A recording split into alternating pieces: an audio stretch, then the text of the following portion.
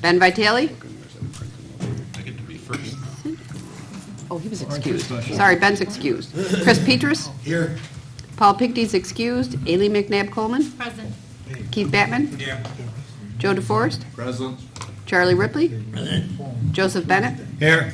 Elaine Daly? Here. Pat Mahonik will be late. Timothy Lattimore? Here. Michael Didio? Here. Ryan Foley? Present. Tucker Whitman? Here. Please stand for the pledge in a moment of silence.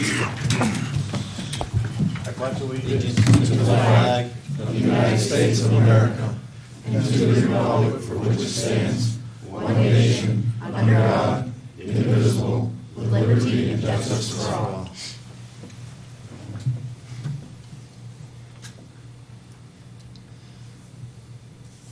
Thank you.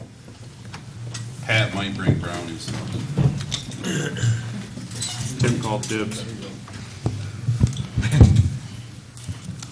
Okay, we're going to have an executive session for contract negotiations, but before that, we'll get the government ops resolutions out of the way. GO4 is setting the salary range for Chief Information Officer. Move it. Is there a second? Second. By chance, any discussion? Ryan?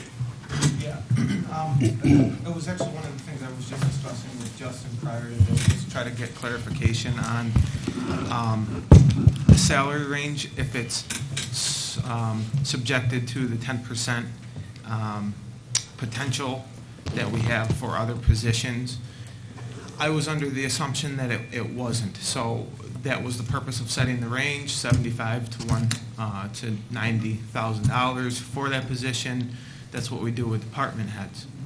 And that's what can be offered. Justin's direction is to advertise at that amount and to find somebody that's willing to work within that amount.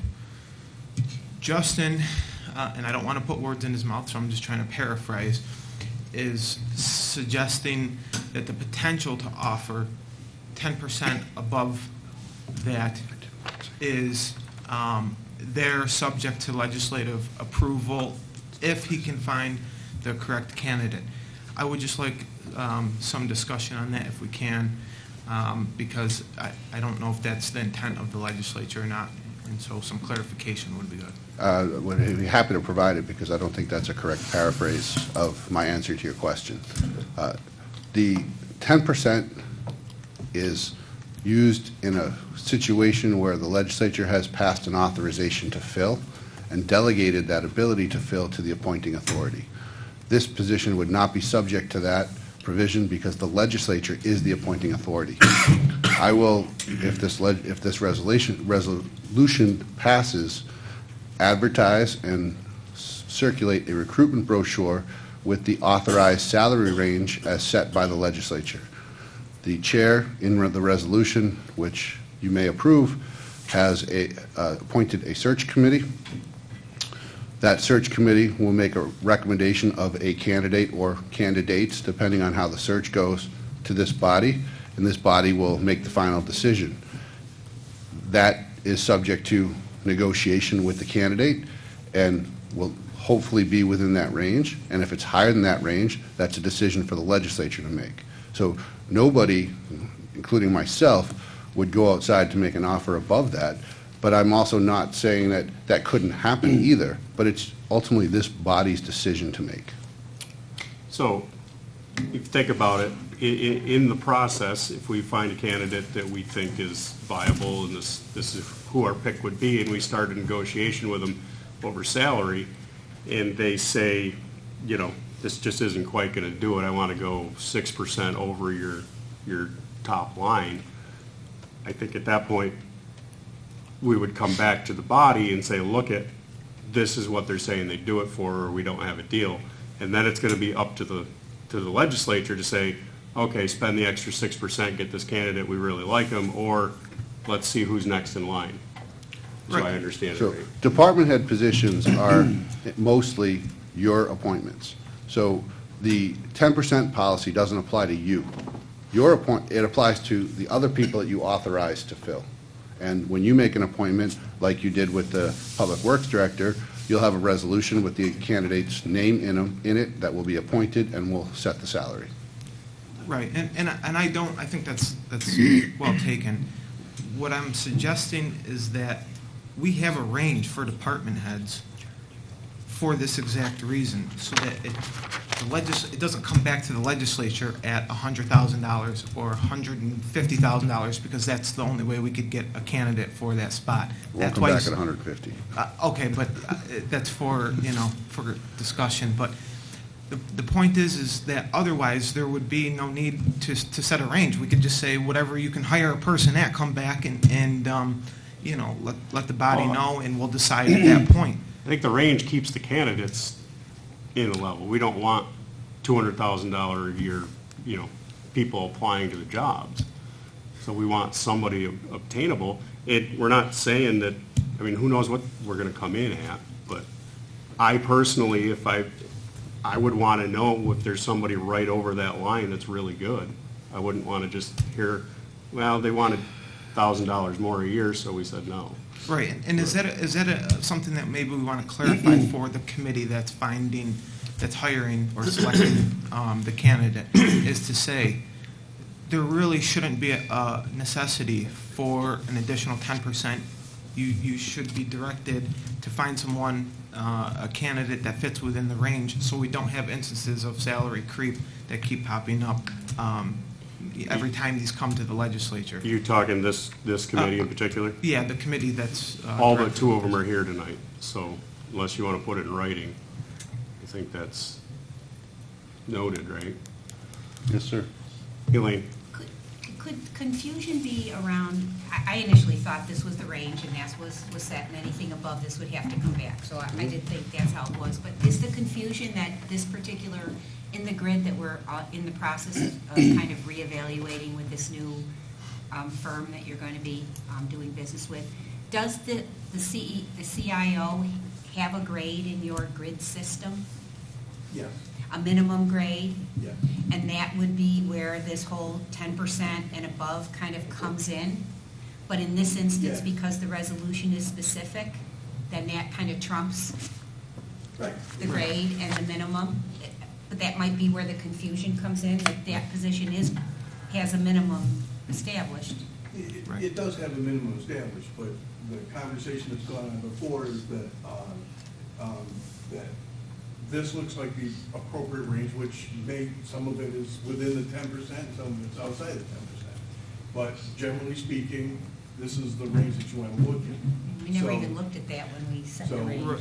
Right, and, if the committee was saying, hey, this is the range that we have for the county policy, and we want to be able to offer 10% above that, and that's what we had put into the resolution, then I think you have a case there. But otherwise, we're setting a salaried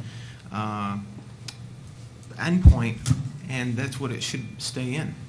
That's just my opinion, and I don't understand why we're deviating from it. By chance, Mike, do you know what those numbers happen to be? I think it was a grade 11, so I think it was, the minimum was 74. But again,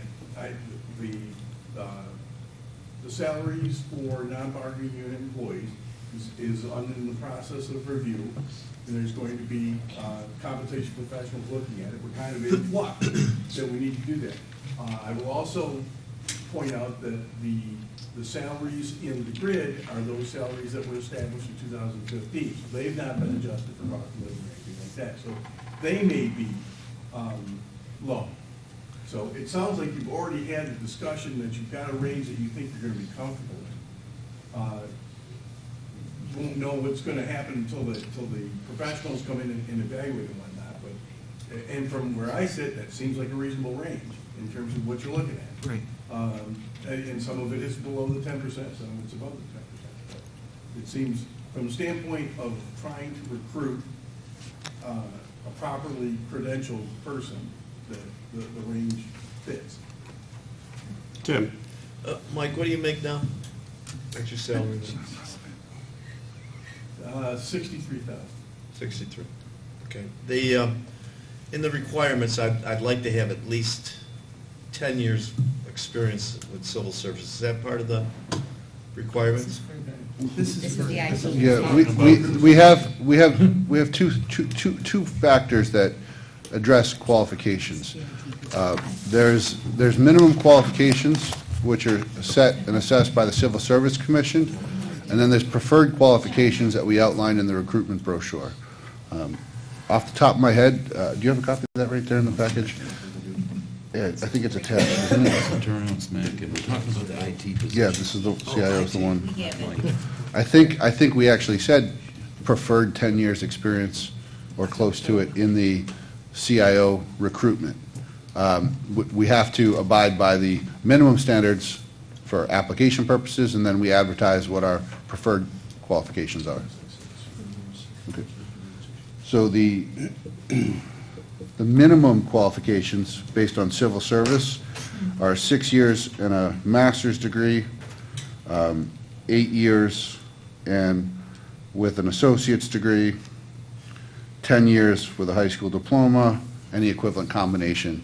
I think we advertised in the recruitment brochure a master's preferred and significant experience desired. I don't have it exactly in Yeah, front of me. it's 10 years' experience. And Mr. Bennett? I thought we went and hashed this all out at the committee there the other night. We brought it down from 100,000 to 90,000. I thought the committee was happy with it, everybody signed off on it. Now we're rehashing it. I'd like to call the question. Okay. I'll second it. Do we want to do a roll call? no. No. Okay, all in favor of GO4? Aye. Any opposed? We're good. All right. GO5, Move it. is there a second? Discussion. Mr. Didio? Just a second. Okay. Any discussion on GO5? One second. All in favor? Aye. Any opposed? That's carried. At this time, I would entertain a motion to go in executive session. Motion for executive Second. session Contract due to negotiations. contract negotiations. All in favor? Aye. Any opposed? Will there be any business after this? No. Thank you. Feed your dogs. Somebody get the time. Yes, I told Chris he's going to email me. Told someone more responsible. Perfect.